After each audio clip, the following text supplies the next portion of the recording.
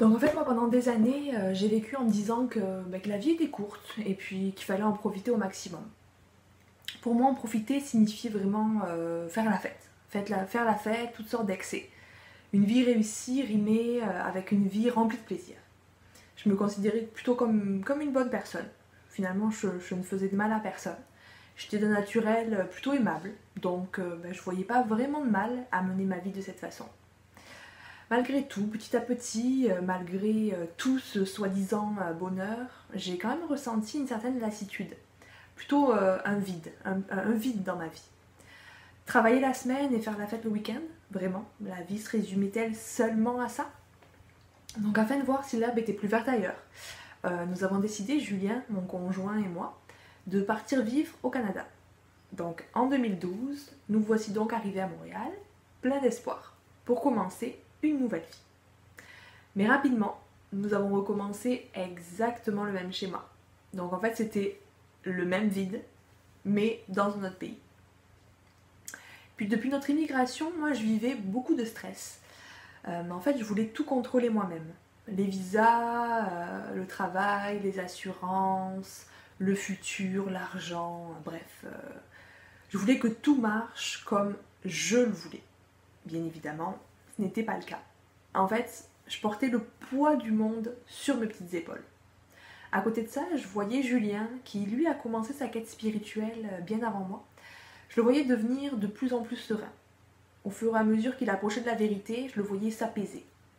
Comme par magie. Plus tard, j'ai compris que ce n'était pas de la magie. Donc au début, moi, je ne voulais pas du tout aller dans son sens. Je suis d'un naturel plutôt têtu. Donc je m'obstinais. Je m'obstinais à penser que j'étais la seule qui pouvait diriger ma vie, que seuls mes choix et mes actions pouvaient changer les choses. En fait, tout ça, ça faisait juste accentuer la pression que j'avais sur mes épaules. Mais je pense que Julien, en fait, a tellement prié pour moi qu'un jour, j'ai finalement tenté ma chance. Puis j'ai demandé au Seigneur Jésus-Christ, ok, Jésus, si tu existes, s'il te plaît, viens-moi en aide. Apporte-moi la sérénité et c'est promis, je te donnerai ma vie. Et là, ça a été la libération, vraiment.